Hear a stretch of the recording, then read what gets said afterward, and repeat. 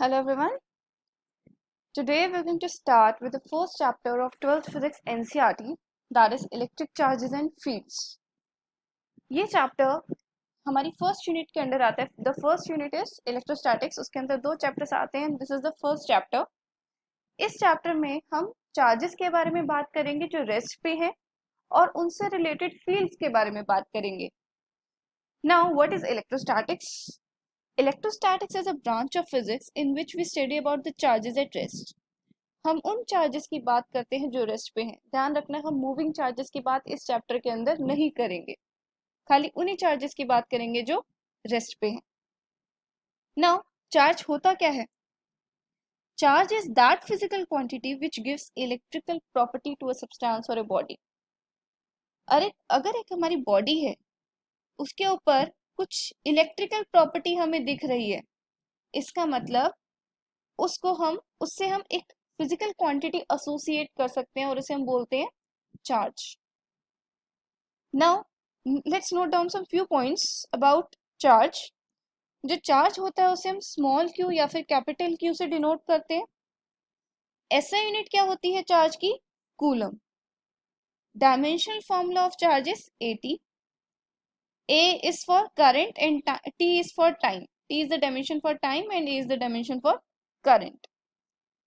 Charge एक scalar quantity होती है. चार्ज को हम वेक्टोरियली ऐड नहीं करते, हम स्केलरली ऐड करते हैं. Then fifth point is test charge is commonly taken as +1 coulomb. आगे हम कुछ डेरिवेशंस करेंगे, इनफैक्ट काफी डेरिवेशंस करेंगे और काफी सारी डेरिवेशंस में हमें टेस्ट चार्ज का यूज करेंगे फील्ड्स निकालने के लिए. और टेस्ट चार्ज को मैं हमेशा +1 कूलम लेती हूँ. कॉमनली मैं +1 कूलम ही लेती हूँ. चार्ज दो तरह का होता है, पॉजिटिव और नेगेटिव. ये आप अपनी छोटी क्लासेस में पढ़ा हुआ है. लाइक चार्जेस रिपेल करते हैं और अनलाइक चार्जेस अट्रैक्ट करते हैं. जैसे पॉजिटिव नेगेटिव है, they are unlike, they will attract. And positive positive repel करते हैं और नेगेटिव नेगेटिव भी रिपेल करते हैं. Now let's discuss a few methods of charging a body. हम एक बॉडी को कितने तरीकों से चार्ज कर सकते हैं? मेनली हम 3 तरीकों से किसी भी बॉडी को चार्ज कर सकते हैं. The first method by which I can charge a body is by friction. Friction का कैसे कर सकती हूँ? दो अलग अलग मटेरियल लिए, उनको रब किया आपस में, और रब करने के बाद उनको सेपरेट कर दिया, तो एक पर क्या आ जाता है? पॉजिटिव चार्ज आ जाता है और एक पर क्या आता है? नेगेटिव चार्ज आ जाता है. ये हमने छोटी क्लासेस में पढ़ा हुआ है. जैसे सिल्क रब विद अ ग्लास रॉड, तो ग्लास रॉड के ऊपर पॉजिटिव चार्ज आता था और सिल्क के ऊपर नेगेटिव चार्ज आता था. So now, first is when we rub two bodies, then there will be transfer of electrons from one body to the other body on account of heat produced due to the rubbing of the two bodies. जब हम इन दो bodies को रब करते हैं तो इनके बीच में क्या प्रोड्यूस होती है? हीट.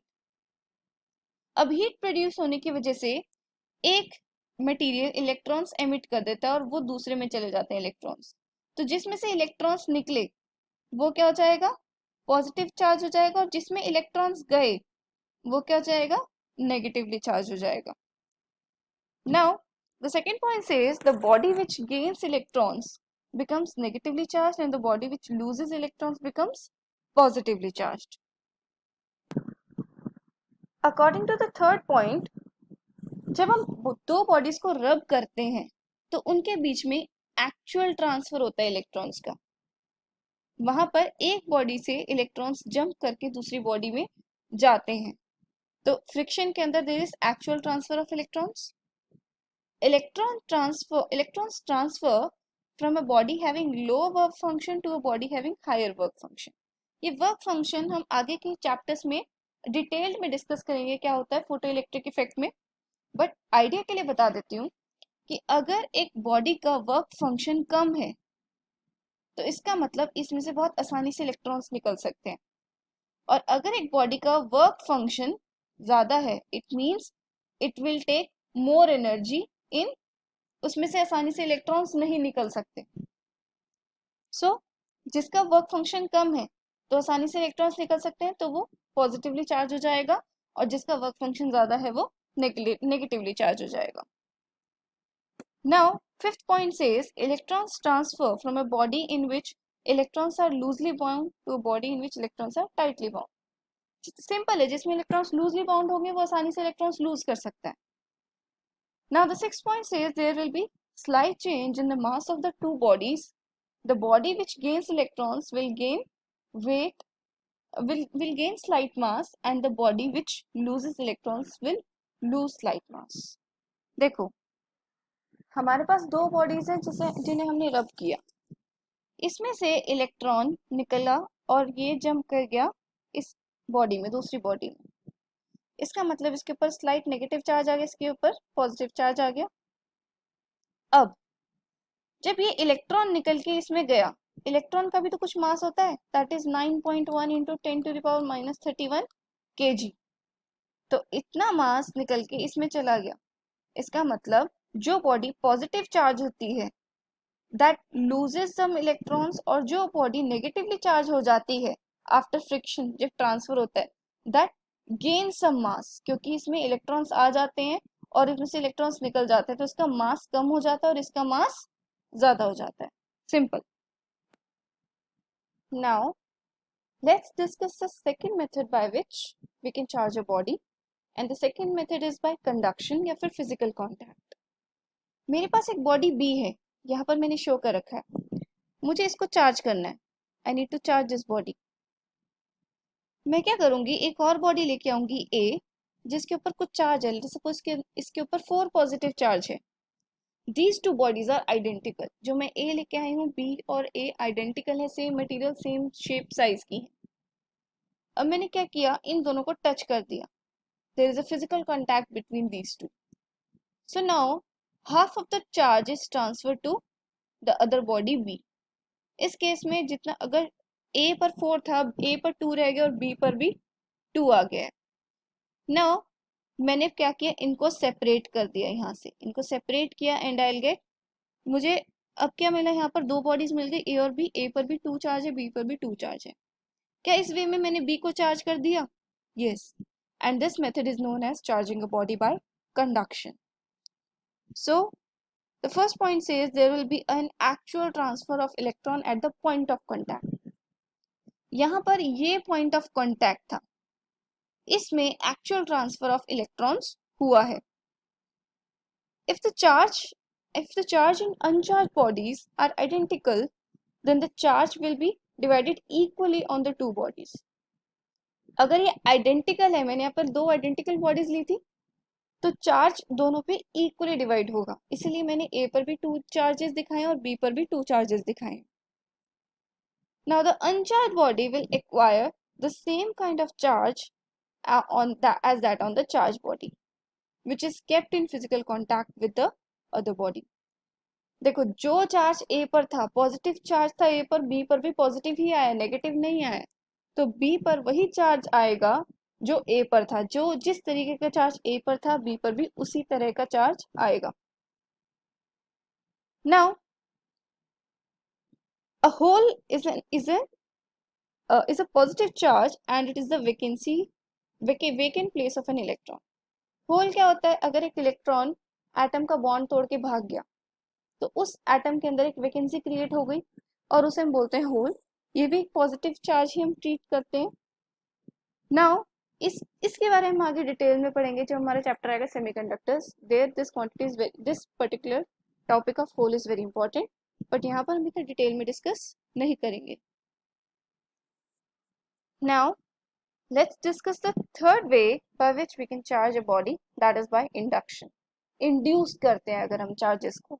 एक्चुअल ट्रांसफर नहीं होगा, इंड्यूस हो जाएंगे उसके अंदर चार्जेस. ये मेरे पास एक बॉडी बी है, मुझे इसके अंदर चार्जेस इंड्यूस करने हैं. मैं क्या करूंगी, इसके पास एक रॉड लेकर मैं इसमें दो तरीके हैं. सबसे पहला मैं ए तरीका पढ़ रही हूँ, this is the A first part. मैं एक रॉड लेकर आऊंगी, उसके ऊपर पॉजिटिव चार्ज है.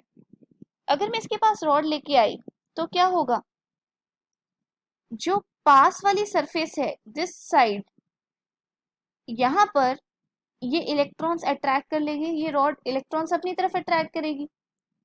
तो इसका मतलब यहाँ पर सारे इलेक्ट्रॉन्स इकट्ठे हो जाएंगे जो इसकी पास वाली सरफेस है, और यहाँ पर इलेक्ट्रॉन्स की डेफिशिएंसी हो जाएगी, so positive charge will develop over here. तो एक तरह से चार्जेस का सेपरेशन हो गया इस बॉडी में। अब मैंने क्या किया, यहाँ पर एक तार कनेक्ट करके इसको ग्राउंड कर दिया as I shown in the third figure. उससे क्या हुआ कि जो पॉजिटिव चार्ज था वो सारा का सारा कहाँ फ्लो कर गया, ग्राउंड में। लेकिन ये नेगेटिव चार्ज क्यों नहीं फ्लो किया, because it is being attracted by this positive charge. अब मैंने ग्राउंडिंग रिमूव कर दी, हटा दी मैंने ग्राउंडिंग, तो अब ये चार्ज यहीं पर रहेगा। और अगर मैंने रॉड भी हटा दी तो ये चार्ज इक्वली डिस्ट्रीब्यूट हो जाएगा over whole body. So this is how we have induced the charges. इसमें एक्चुअल कांटेक्ट, फिजिकल कांटेक्ट नहीं हुआ है, हमने चार्जेस इंड्यूस किए हैं। So this is one of the methods.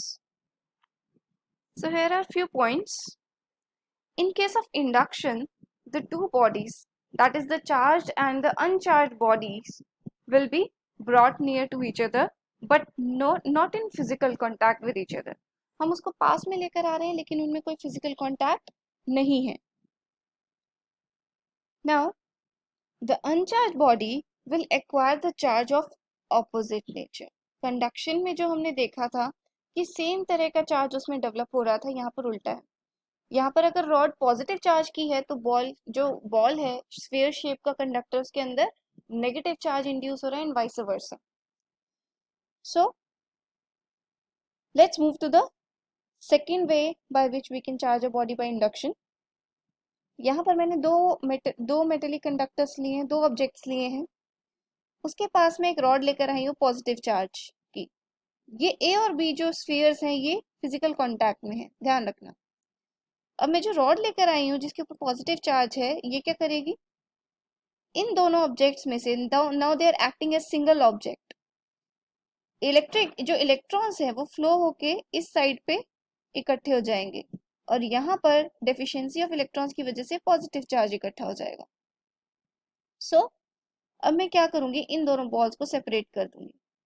Since I have separated these balls, यहाँ पर मैंने इन दोनों बॉल्स को सेपरेट कर दिया है। अब मैं रॉड को हटा लिया। Now the charges will distribute like this, क्योंकि ये दोनों ऑपोजिट नेचर के हैं तो ये दोनों आपस में अट्रैक्ट करेंगे और मैंने इनका क्या, इन दोनों को इनफाइनेटली दूर रख दिया। So charges will distribute like this. तो मैंने दो बॉडीज में अलग अलग तरह का चार्ज इंड्यूस कर दिया है, लेकिन किसकी हेल्प से किया है, रॉड की हेल्प से। लेकिन वो फिजिकल कांटेक्ट में नहीं ली, मैंने इसको फिजिकल कांटेक्ट नहीं करा, तो इसका मतलब मैंने चार्जेस किस तरीके से इंड्यूस किए हैं, बाय इंडक्शन। तो अगर हमें दोनों तरह के चार्जेस इंड्यूस करने को बोला है, हम ये बी वाला मेथड यूज करेंगे। So that's all for right now. Have a good day.